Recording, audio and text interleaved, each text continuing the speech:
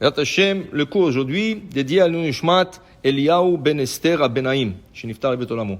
Alors, dit la Gemara dans Brachot 49b, Amar Shmuel, Le'olam al yotzi Adam atzmo min haklal. Shmuel nous enseigne, une personne devrait faire partir toujours d'un groupe et jamais se retirer du groupe, et jamais se rendre un individu. Toujours, ils doivent faire partie de l'ensemble, de la communauté, d'un groupe qui font les mitzvot, mais jamais toute seule un individu. Oui, en vérité, cet enseignement de Shmuel, on le dit au moins une fois par année. Pesach. Keneged arba'a banim divra Torah. La Torah nous a parlé de 4 enfants. Echad chacham, vechad rasha, vechad tam, vechad sheno de ha'ishol. Il y a 4 enfants dans la Torah. Un chacham, un sage, un mécréant, un innocent et celui qui ne sait pas poser des questions. Quelle est la différence entre tout le monde de le mécréant? Le mécréant, il dit, ma avoda azot lachem. C'est quoi ce service pour vous? Et le Tana, il dit là-bas, le fait qu'il a dit, pourquoi vous faites ça, vous? Ça veut dire que lui, il ne s'inclut pas dedans, c'est un mécréant. C'est comme s'il a renié sa religion. Parce qu'il dit vous, et toi, tu n'es pas inclus. Alors, ça, c'est un rachat. S'exclure du public, c'est un rachat. Okay? Alors, il dit ici, Shmuel nous enseigne ce matin dans la Gemara, une halakha à propos du Birkat Hamazon. 3 personnes qui ont mangé ensemble. Dans ce cas, ils ont l'obligation de faire du Birkat Hamazon ensemble. Et ils doivent bénir Hachem. C'est sûr que chacun va faire Birkat Hamazon, mais c'est pas rien que Birkat Hamazon. Maintenant, ça rentre déjà dans une autre catégorie. 3 personnes, ils sont devenus un groupe. Et ce groupe a l'obligation de faire ce que nous appelons les zimoun. Zimoun, ça veut dire, on se met ensemble et on bénit Hachem. Shmuel nous enseigne, Tnan, Bishlosha, Uvehu, Omer, Barechu. Quand il y a 3 personnes plus la personne qui va faire le zimoun, il leur dit, bénissez l'Éternel. Barechu sha'achalnu meshelo. Barechu à celui qu'on nous a donné à manger. Et Shmuel, il dit, non, mais une seconde. S'il dit Barechu, bénissez, alors il s'est exclu. Alors qu'est-ce qu'il faut? Il dit, c'est valable, mais c'est beaucoup mieux de dire Nevarech sha'achalnu meshelo. Bénissons que nous avons mangé de manger d'Hachem. Alors on dit pas bénissez. On dit bénissant. Quand on dit bénissant, ça veut dire que tu es inclus dans le groupe. Le même exemple qu'on peut donner que la Gemara, Shmuel nous rapporte de cette Gemara, c'est le matin quand on fait la prière.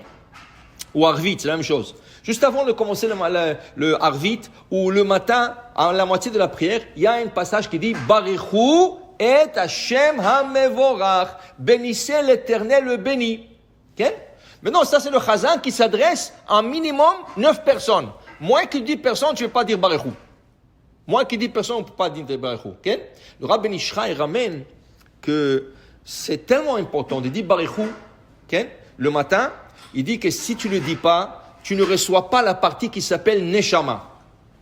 Okay? C'est pour ça que c'est important de prier avec Minyan.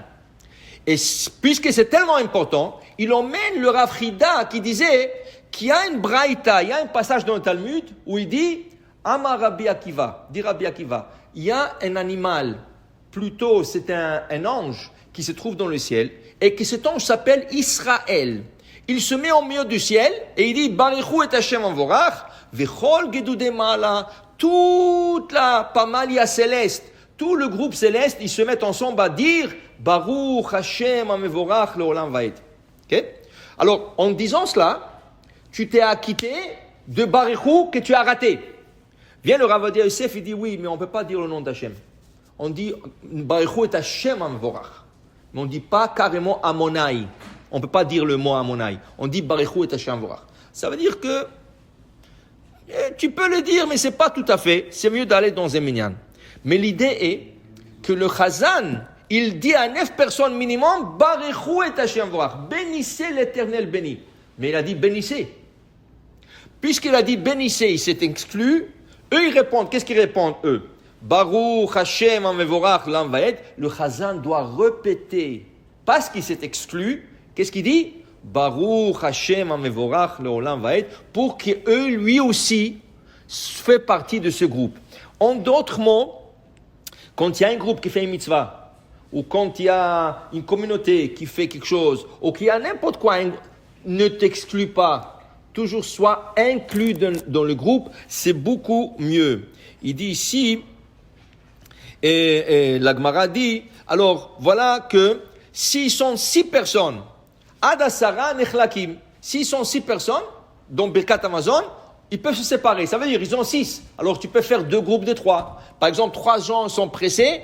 Alors ils n'ont pas le droit de quitter. La personne qui se trouve dans la présence de 2 personnes et ils ont mangé ensemble, il n'a pas le droit de quitter, faire Birkat Amazon et partir. Il est obligé de leur faire. Alors il peut leur demander, s'il vous plaît, vous restez manger. Est-ce que vous pouvez répondre le zimoun? Répondez-moi le zimoun et moi je vais partir. Ouais.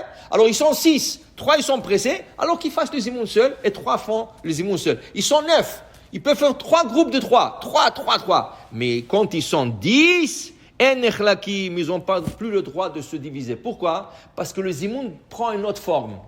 Dans 3, de 3 jusqu'à 9, tu dis Nevarech Shachanu Mishelo. Mais une fois partir, tu as 10, Nevarech Elokenu Shachanu Mishelo. Il y a déjà le nom d'Hachem qui est inclus dans le zimoun. Alors dans ce cas, ils n'ont pas le droit de se diviser. Ils doivent garder ce groupe qui est de 10. Baruch Adonai Le'olam. Amen ve Amen.